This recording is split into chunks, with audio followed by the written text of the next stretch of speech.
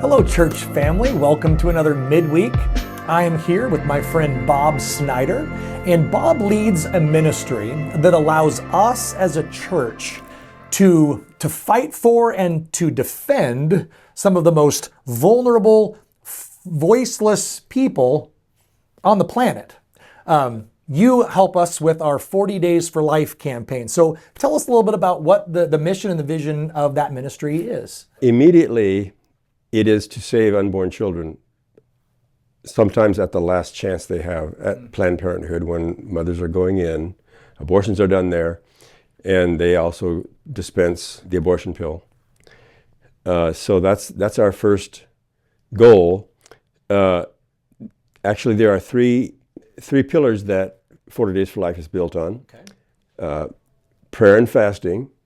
Okay. And prayer, of course, very powerful, because this is God's campaign. And peaceful, prayerful, law-abiding vigils on the sidewalk at abortion centers, and community outreach. And when we're there praying on the sidewalk, we're doing all three, because people drive by, and abortions are prevented just by them seeing us praying on the sidewalk. Wow. And we never hear about it, but we believe it happens. We have faith in God. Absolutely. And He answers prayer. Well, I don't know if you remember, but I remember the very first question I asked you when you came into my office and you laid out this ministry I'd never heard of before. I remember asking you, what kind of peaceful protest do you do? Because not all protests are created equally. So you you told us one of those pillars. What does it look like? What does it look like when you go to the Planned Parenthood office? Are you sitting in front of cars and blocking them? Are you bringing rotten fruit and tomatoes to throw at them? And are you shaming these poor young women? Tell us, what does it look like when you bring a team of folks to go stand at the Planned Parenthood offices? Well, we like to bring a team, but we also hope people will come even in twos and go to the sidewalk. And what they do is they stand there or sit or sometimes kneel. And there's been a case where a number of years ago, there was a lady that was actually prostrating herself on the sidewalk, okay, praying. And that caused a worker there just to quit. So it makes a difference. We're there not to say, look, we're praying. Our logo is pray to end abortion. So we're encouraging others to pray. Okay. And we also pray there. We just are just there and quiet, and it makes a difference. Do you ever have contact with the women? I mean, I'm imagining that there's times where you might have an opportunity to have a conversation with the woman as opposed to just being seen as they drive by. What's that dynamic like? That happens sometimes. It's not the goal of 40 Days for Life. Okay. But sometimes people come and ask questions. Sometimes they challenge us, and every volunteer is asked to sign a statement of peace, which basically is be Christ-like, and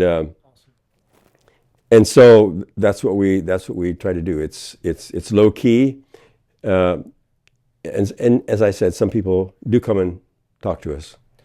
Okay, well, that's awesome. I love the mission and the vision of it. It allows us to fight for life and to defend the defenseless.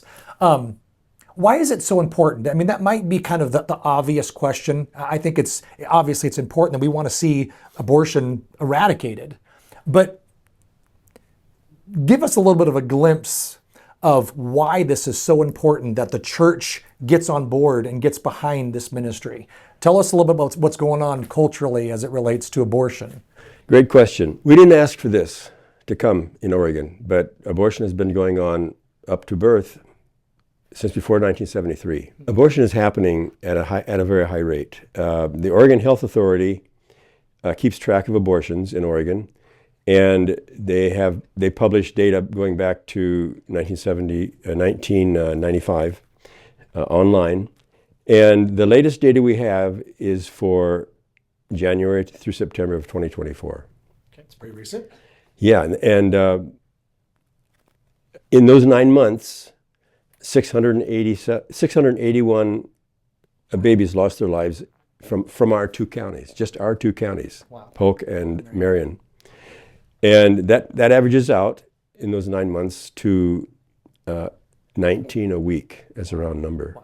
19 a week. So from one Sunday to the next, on average, 19 children lose their lives. That really helps because the abortion issue is massive, right? It's this national, worldwide crisis. Yes. But when you boil it down to our two counties and you give us a number, that really it magnifies the urgency. Yeah. So let me ask this question as we end. How do I get involved? How does a person say, yes, I want to be on the team, I want to help fight for life? How does a person get involved? Because we got a campaign coming up. Well, you can go online. Our campaign website is 40daysforlife.com/Salem. There's a calendar that you can go to and choose hours. We're only asking for each person to pray there 1 hour during the whole 40 days. That's all we're asking. We go from 7 a.m. to 7 p.m. and that's 480 hours. We like people to go in twos, at least. If 2 people were there during the time that Planned Parenthood is open, that's 408 volunteers. You know, this is a large congregation. There are more than 408 youth and adults. Yeah. Our church could cover that whole, have to have 2 people on the sidewalk there praying throughout the campaign when Planned Parenthood is open. So you would just go to the website and then click on something that would say, hey, I'll do Thursday at 2. Is it Yes. that easy? Yes, there's a whole calendar there. You just choose your hour. You're going to be in the lobby. We're going to have a couple weekends where you're going to be at a kiosk. So if folks had more questions, they can find you. Yes. We're going to have a presence on our website, make it super easy. We've got some posters already placed around our campus so people can find a way to click a QR code or go to a website so we can make it super easy for people to get on board and get behind you, because you are on the front lines slugging it out. So thank you for what you're doing. Thank you for giving us the opportunity to fight for life. Thank you. Because life Thank you is for having sacred. me. So yeah, thank you for being here. Thank you, church family, for tuning in. I hope you are doing well and hope to see you this weekend at our church services.